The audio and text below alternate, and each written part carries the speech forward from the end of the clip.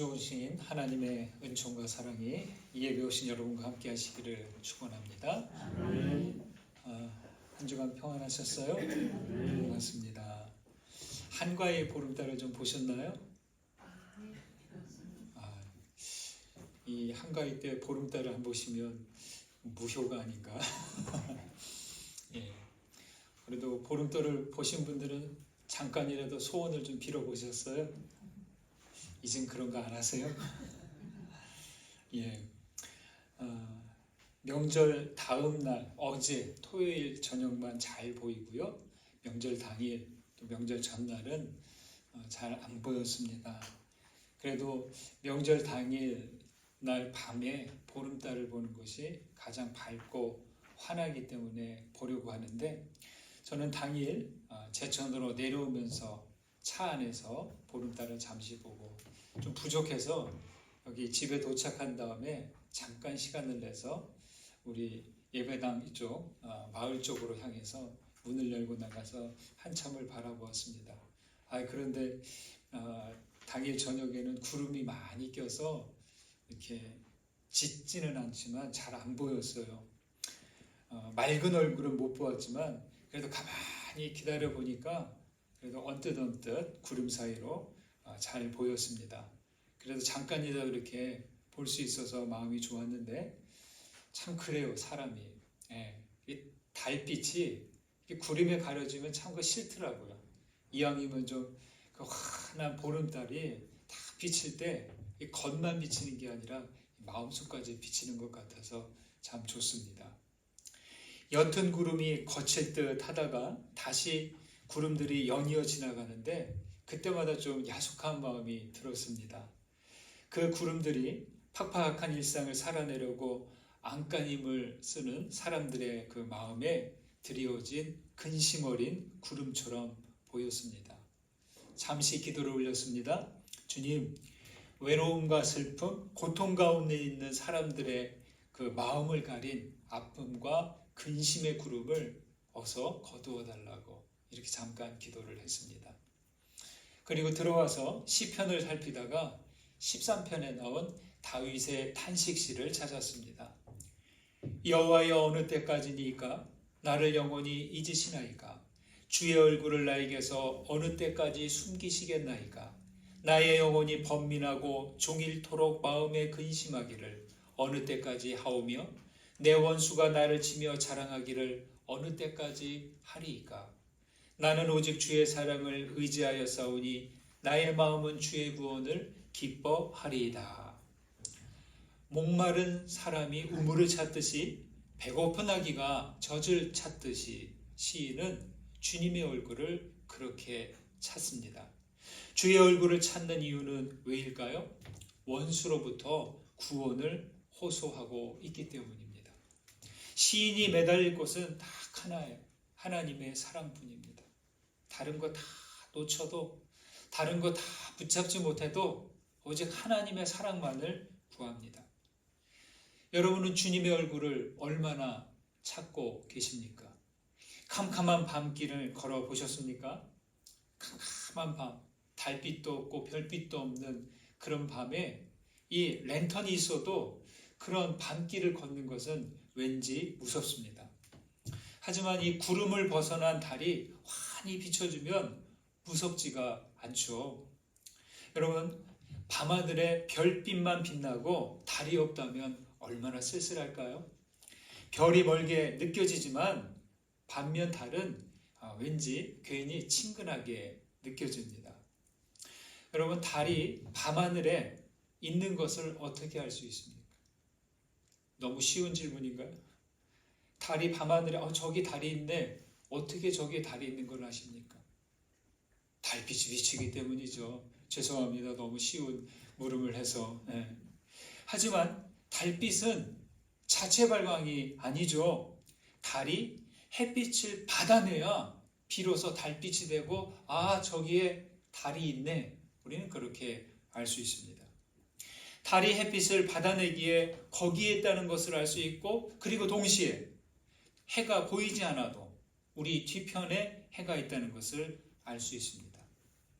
고린도후서 4장에서 바울 사도가 이렇게 말했습니다. 어두운 데에 빛이 비치라 말씀하셨던 그 하나님께서 예수 그리스도의 얼굴에 있는 하나님의 영광을 아는 빛을 우리 마음에 비추셨느니라. 이렇게 말이죠. 여러분, 이 한 줄에 창조주 하나님, 또 구원자 예수 그리스도, 그리고 우리가 다 들어있습니다. 그럼 이 고린도후서 4장 6절 이 말씀이 참 좋습니다. 어두운 데에 빛이 비치라 말씀하셨던 그 하나님, 창조주 하나님이십니다. 그러면 그 언제인지도 모르는 그 창조의 그 빛이 예수 그리스도의 얼굴에 오고 예수 그리스도의 얼굴을 통하여서 우리 마음에도 비추어졌다는 것. 이거는 어마어마한 통찰입니다. 하나님께서 창조의 빛, 영광의 빛을 예수 그리스도의 얼굴을 통해 우리에게 비추어 주셨습니다. 예수 그리스도의 얼굴에 영광의 빛이 있기에 우리가 그 빛을 보는 거죠. 해는 오랫동안 바라볼 수 없어요. 1초 이상 바라볼 수 있나요? 아니요, 1초도 바라보지 못합니다. 그러나 달은 오랫동안 바라볼 수 있어요. 이 추석 명절이 됐는데도 보름달을 안 보시는 분들 앞에서 이런 말이 무슨 소용일까 하지만, 여러분, 우리가 하나님의 영광을 직접 바라볼 수 없지만 그리스도에게 있는 영광의 빛은 오랫동안 바라볼 수 있습니다. 그냥 힐끗 바라보는 게 아니에요. 그냥 그 앞에 가만히 머물러서 말로 설명할 수 없는 창조의 빛과 창조의 은혜를, 그 구원의 은혜를 그냥 내 온몸으로 바라보고 기다리는 것이죠. 여러분, 그리스도 예수의 얼굴을 바라보십시오. 우리는 예수를 바라봄으로 달과 같은 사람들, 그리스도를 닮는 사람들이 되어야 합니다. 하나님의 은혜를 입었다면 그리스도처럼 조금이라도 하나님의 영광의 빛을 받아 비치는 사람들이 된다면 좋겠습니다. 이를 위해 우리는 자신을 하나님에게서 숨기지 말고 죄를 씻어낼 수 있어야 합니다. 여러분, 어떤 이유로도 하나님의 빛에서 뒷걸음질 치거나 등지거나 도망하지 않아야 됩니다. 그럼에도 불구하고 빛을 향해 나 자신을 열어드리셔야 합니다. 그리고 슬픔과 우울, 근심과 두려움에 그 구름들이 가린다고 해도 초조해하지 마십시오. 어떤 구름도 영원한 생명의 빛을 가리지 못합니다. 이 시간 하나님의 생명의 빛이 그리스도의 얼굴을 통해 여러분 모두에게 비치시기를 간절히 소망합니다. 아멘. 마태복음 21장은요, 예수님이 예루살렘으로 들어가는 장면으로 시작합니다. 그런데 예수님과 일행은 그렇게 평범하지 않은 모습으로 들어갑니다. 주님은 어떻게 들어가셨습니까? 나귀 새끼를 타고 들어가셨고, 그 모습을 본 무리들이 겉옷을 벗어서 펴고, 어떤 이들은 나뭇가지를 그 길에 펴서 호산나를 외치며 환호했습니다. 이 장면은 로마 총독이 군대를 거느리고 예루살렘에 들어올 때 말을 타고 행진하던 그 장면을 뒤집은 퍼포먼스와도 같습니다. 굴림하고 힘자랑하고 억압하는 그런 모습으로가 아니라 나귀 새끼, 겸손한 모습으로, 가장 낮은 모습으로 들어오시는 메시아 그리스도를 상징하는 퍼포먼스죠. 그 다음 장면은 우리가 잘 아는 성전을 깨끗하게 하는 사건이 있습니다. 깨끗하게 했다라고 하지만 사실은 매우 과격한 행동입니다. 주님은 기도의 집이어야 할 성전이 오히려 강도의 소굴로 만들었다고 하시면서 크게 분개하셨습니다. 이 일은 성전 권력자들을 향한 도전이고 그들의 영역을 침범하는 도발이었습니다. 성전 권력자들이 그대로 둘 리가 없겠죠. 그래서 그들은 예수님이 성전에서 가르치고 있다는 보고를 듣자마자 달려왔습니다. 여기 말씀 23절과 25절을 보시겠습니다. 먼저 23절, 예수께서 성전에 들어가 가르치실새 대제사장들과 백성의 장로들이 나와 이르되 내가 무슨 권위로 이런 일을 하느냐, 또 누가 이 권위를 주었느냐? 25절.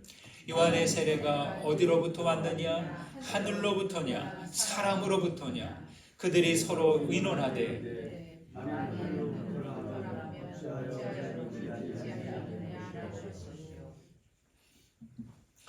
무슨 권위로?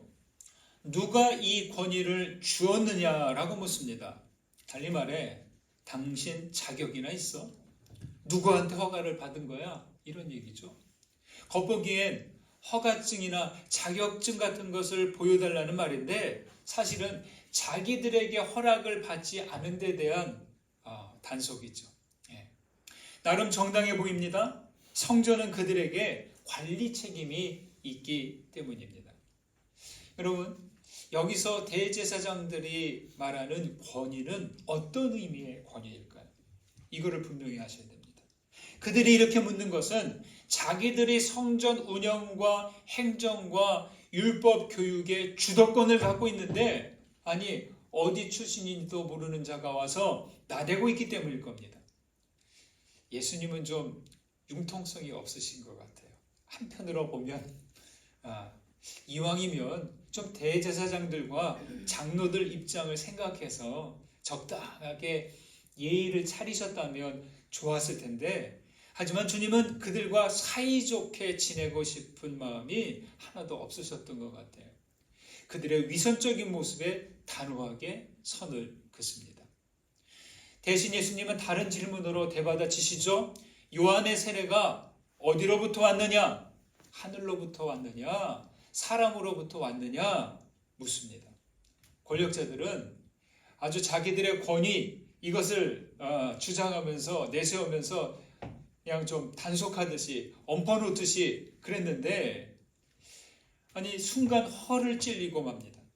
이러지도 저러지도 못하고 나름대로 자기들끼리 의논을 했지만 모르겠다며 얼버무리고 맙니다.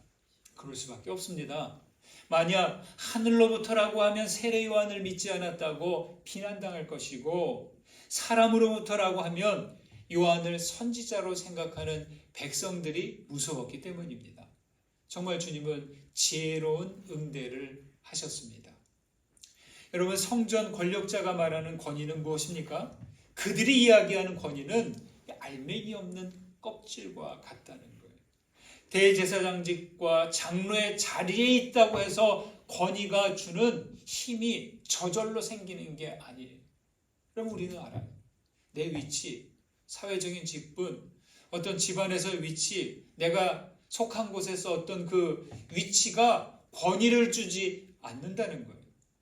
대제사장직과 장로의 자리가 있다고 해서 그런 게 생기는 게 아닌데, 여기서의 권위는 헬라어로 엑수시아라고 합니다. 힘, 권세, 권한, 이런 뜻인데요. 누군가가 이렇게 이야기했습니다. 바리새파 사람들은 권위를 진리로 삼지만 예수는 진리로 권위를 삼는다. 이렇게 말이죠. 이겁니다. 대제사장들은 권위를 진리로 삼고 있는 거예요. 소갈이 없어요. 세례 요한도 예수님도 인정하고 싶지 않았어요. 왜냐하면 자기들의 권한을 누구에게도 빼앗기고 싶지 않았고 운전대를 내주고 싶은 마음이 없었던 것입니다.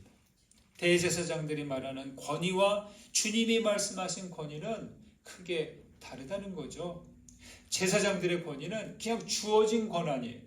그들은 권위 자체를 진리처럼 여깁니다. 그러나 예수님은 무엇을 권위로 삼으셨어요? 참 하나님으로부터 온 진리를 권위로 삼습니다.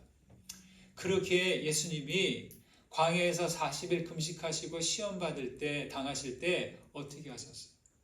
마귀의 유혹을 무엇으로 물리치셨습니까? 주님도 말씀으로 물리치셨어요. 나 하나님의 아들이야, 귀찮으니까 저리 가, 그러지 않으셨어요. 네. 하나님의 말씀 하나하나 예로 들면서 마귀의 유혹을 물리치셨습니다. 감리교회 스탠리 존스 선교사는요, 그리스도인이 가진 신앙의 권위를 말합니다. 여러분 잘 들으십시오. 첫째, 객관적인 사실은 성경에 있습니다.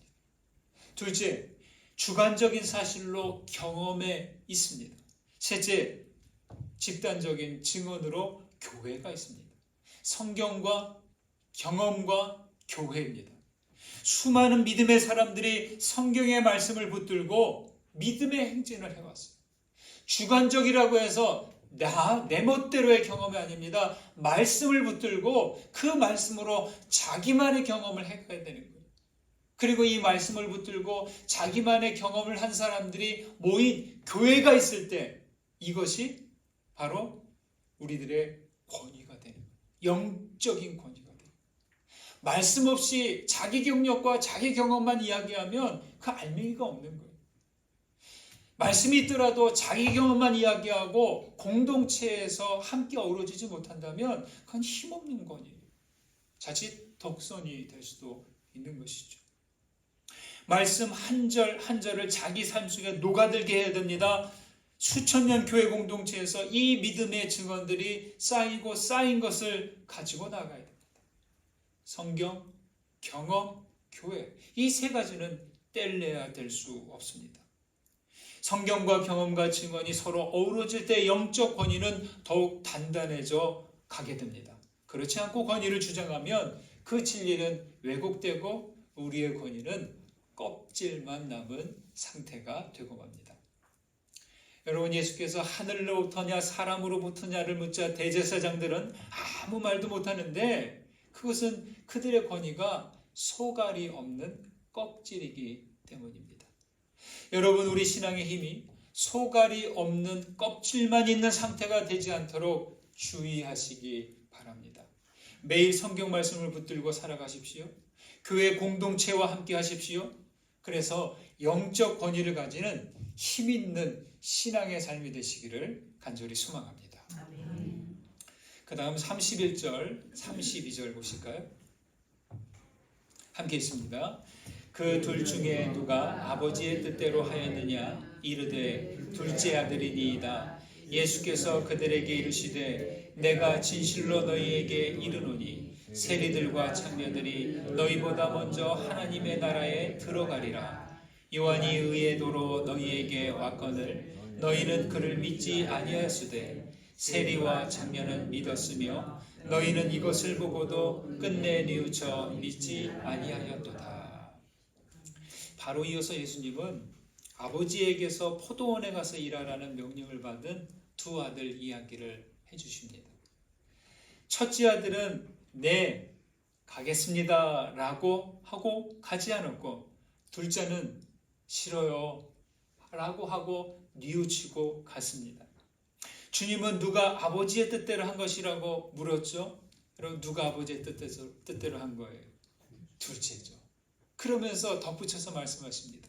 세리와 창녀들이 바로 둘째에 해당하고 종교주의자들이 첫째에 해당하는 것을 암시하는 것이죠. 예수님은 권위의 출처가 어디서부터 와야 된다고 했어요? 하늘로부터 와야 된다고 했습니다. 그런데 여러분, 하늘로부터 왔다고 하늘의 권위다 그대로 받아들이기란 좀 그렇습니다.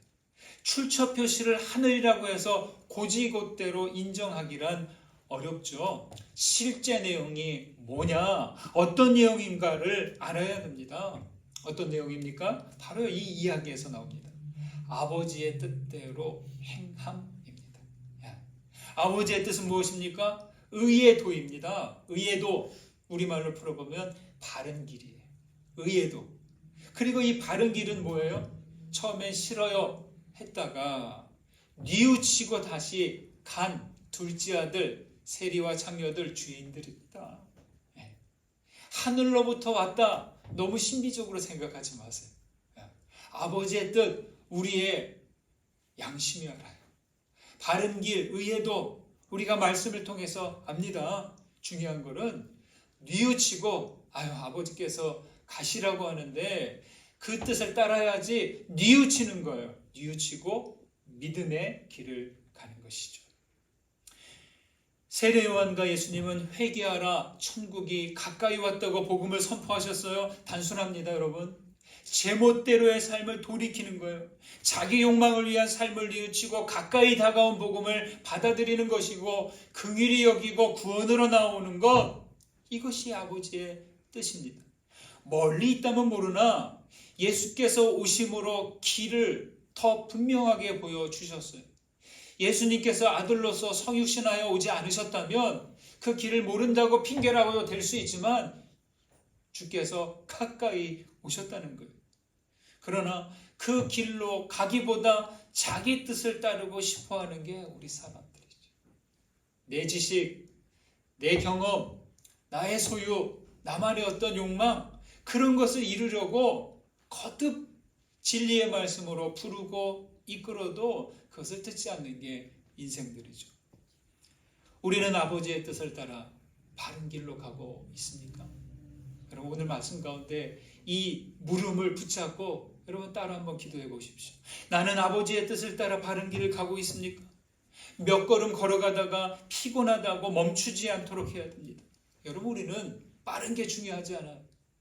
느리더라도 멈추지 않고 아버지께서 가라고 하신 그 길, 예수 그리스도께서 오라고 하신 그 길로 계속 나아가야 할 것입니다. 오래된 음식점들을 보면 공통점이 있어요. 뭐냐? 세월이 흘러도 음식 맛이 변하지 않는다는 거예요. 참 이게 어려워요. 몇 년은 괜찮은데 오래된 음식점, 노포라고 하죠. 그리스도의 신앙과 교회도 그래야 됩니다. 아버지의 뜻과 의의 도를 잃어버리지 않아야 하는 것이죠. 아버지의 뜻과 의의 도를 놓치면 우리는 어떻게 돼요? 껍질만 남는 교회가 되는 것이죠. 아이러니한 것은 오늘날 그리스도교의 모습이 여기 나온 종교 지도자들과 같다는 생각이 자꾸만 듭니다. 포도원에 가서 일하라고 하자 포도원에 오긴 왔어요. 오기는 왔어요.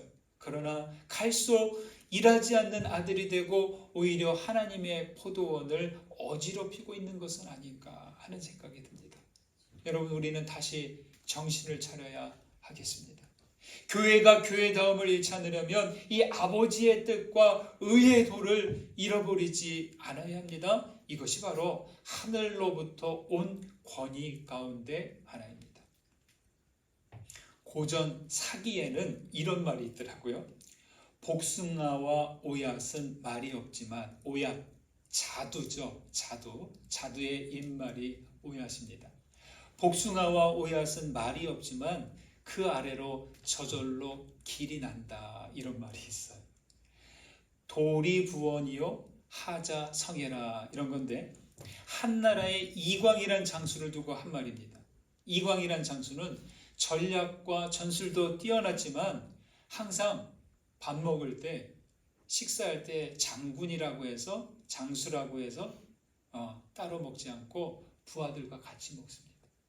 물이 생기면 자기부터 마시지 않고 부하들부터, 병사들을 먼저 마시게 해서 부하들이 그걸 알아요. 저 장수는 정말 진실다. 새도 부리, 권세 부리지 않고, 건의 부리지 않고, 우리와 같이 먹고, 우리와 같이 마시고, 우리와 같이 자고, 우리와 같이 싸우는 진심 어린 사람이야. 이거를 알아요.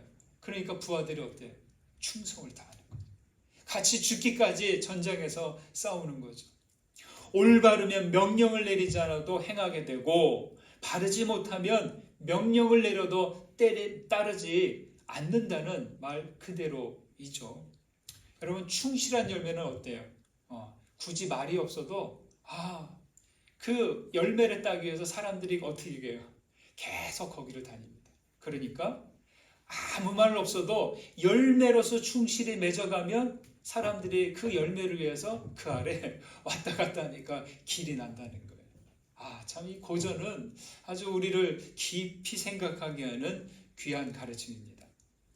사랑하는 여러분, 진정한 권위는 딱딱한 권세나 권력과 재력이 아니라 참된 인격과 바른 뜻을 가질 때 채워지는 열매와도 같아요. 우리가 열매의 모양만 있는 것이 아니라 우리 신앙의 열매 속을 계속해서 채워가야 할 것입니다. 예수님은 하나님 아버지의 뜻에 순종했고 구원의 길을 가셨고 길이 되셨습니다. 또한 예수님은 앞에서 말씀드렸듯이 햇빛을 받은 달이 밤하늘을 환하게 비추듯이 창조주 하나님의 영광의 빛을 우리에게 비추어 주셨습니다. 사랑하는 여러분, 은혜와 진리의 빛을 향해 서십시오. 그 빛을 받아서 은혜와 진리로 충만하여 주님의 포도원에서 맡겨진 일을 잘 감당해 가시는 우리 모두 되시기를 주의 이름으로 축원드립니다. 아멘. 받은 은혜 생각하면서 거듭의 기도 드리십니다.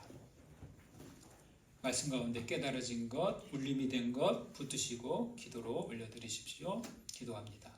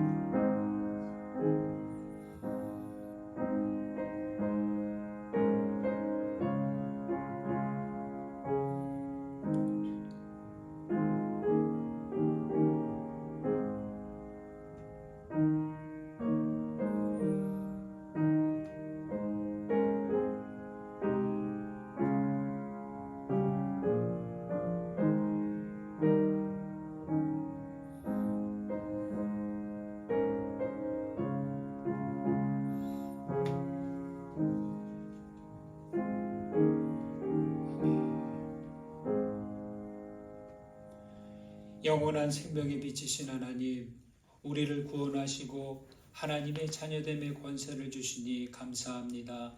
주님, 우리가 받은 권위가 속이 비고 껍질만 남은 상태가 되지 않기를 원합니다.